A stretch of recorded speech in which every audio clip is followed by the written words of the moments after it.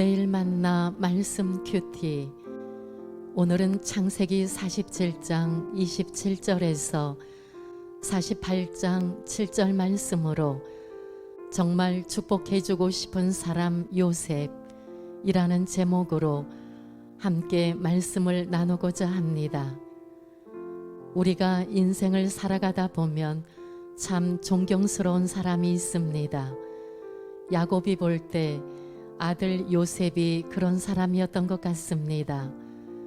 요셉은 아들이었지만 모든 면에서 아버지 야곱을 능가하는 뛰어난 모습을 보여주고 있습니다. 요셉이 자신의 역경을 이겨내고 승리하지 못했다면 아마 야곱의 가문은 그대로 주저앉아 버렸을지도 모릅니다. 애굽의 고센 땅에 정착한 이스라엘 야곱 족속은 그곳에서 생업을 얻고 번성하게 되었습니다. 그때 나이가 147세에 이른 야곱은 죽을 날이 가까워 옴을 직감하고 요셉을 불러 한 가지 엄숙한 맹세를 시킵니다.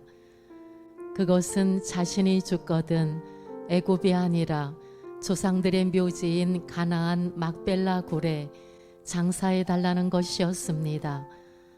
침상에서 힘을 내어 앉은 야곱은 요셉에게 과거의 루스, 즉 베델에서 나타나셔서 전능하신 하나님이 주셨던 축복의 언약을 회상합니다. 그리고 요셉의 두 아들을 자신의 친아들처럼 입양하며 언약의 상속자로 세웁니다.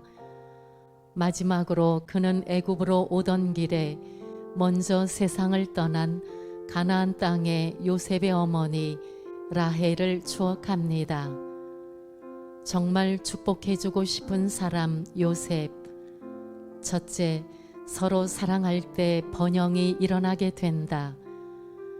모든 세상이 위기에 빠졌을 때 하나님은 상상할 수 없는 방법으로 이스라엘을 축복해 주셨습니다. 야곱의 12 아들이 서로 하나가 되고 사랑하고 용서하며 믿음의 영적 승리를 할 때 하나님의 강력한 보호를 받게 된 것입니다. 영적 승리로 어려움을 극복하고 나면 놀라운 하나님의 부흥이 있음을 깨달아야 할 것입니다. 모든 애굽 백성들에게는 5분의 1의 세금을 매겼지만 애굽의 제사장들은 그 세금을 내지 않았는데 그들은 바로 왕으로부터 녹을 먹고 있었기 때문이었습니다. 그리고 또 특별히 보호받는 야곱의 후손들도 세금을 내지 않았기에 고센에서 큰 부흥을 이룰 수가 있었습니다. 하나님은 아담에게나 노아에게나 또 야곱의 가정에 생육하고 번성하라고 말씀하셨습니다. 그러나 예수님 때에는 생육하고 번성하라고 말씀하신 것이 아니라 온 천하에 다니며 복음을 전파하라고 말씀하십니다. 12 형제가 서로 사랑하고 하나가 될 때 번영이 있었듯이 12 사도가 한자리에 모여 함께 합심하여 기도할 때 놀라운 성령의 역사가 임하고 부흥이 시작된 것입니다. 둘째, 죽어도 하나님 나라를 사모하는 신앙을 가지라. 사실 애굽의 고센 땅은 그 전에 있던 가나안에 비하면 여러 가지 면에서 좋은 땅이었습니다. 가뭄을 피해 온 이민자들이 그 제국의 가장 비옥한 땅에서 기득권을 잡고 부유해진 것입니다. 세상 기준으로 보면 이제 애굽의 뼈를 묻어도 아쉬울 게 없는 상황입니다. 그러나 하나님의 사람은 세상에 살아도 하나님의 약속의 땅을 그리워하는 것입니다.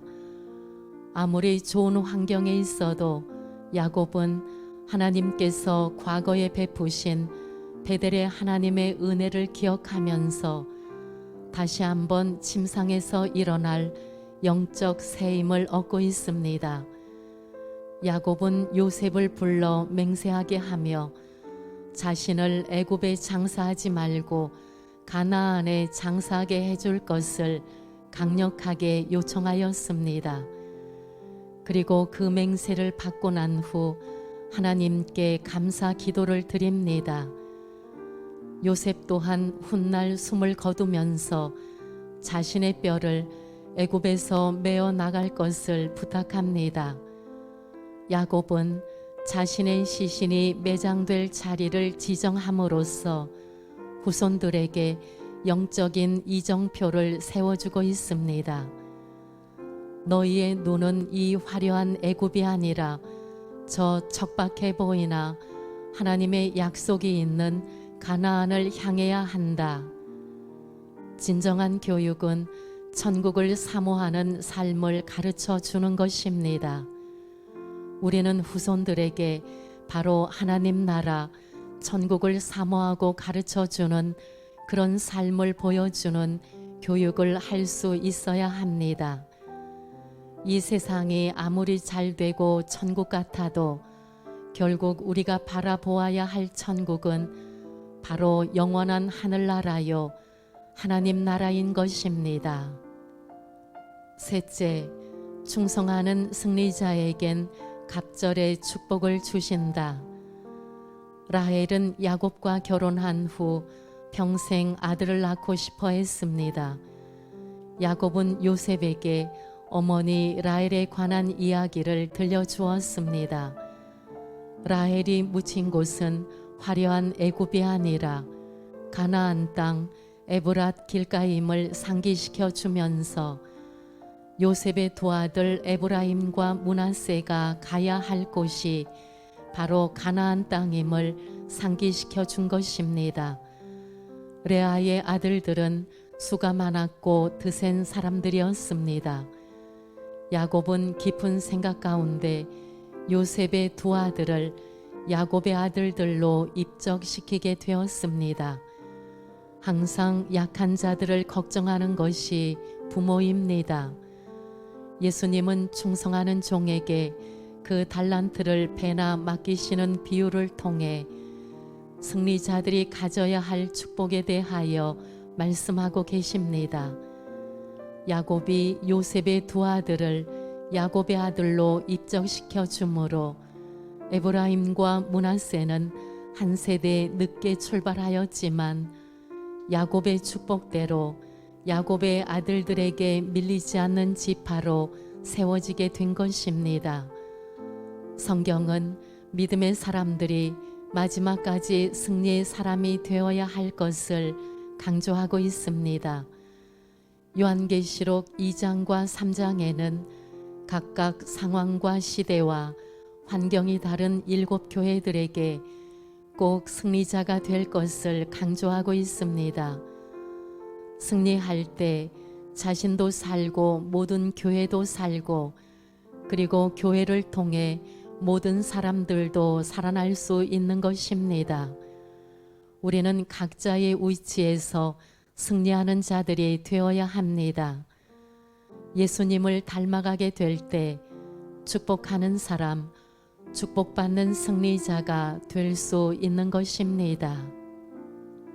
오늘은 창세기 47장 27절에서 48장 7절의 말씀, 정말 축복해주고 싶은 사람 요셉이라는 말씀으로 첫째, 서로 사랑할 때 번영이 일어나게 된다. 둘째, 죽어도 하나님 나라를 사모하는 신앙을 가지라. 셋째, 충성하는 승리자에겐 갑절의 축복을 주신다. 라는 주제로 함께 말씀을 나누어 보았습니다. 오늘도 주님과 동행하는 하루 되시길 바랍니다.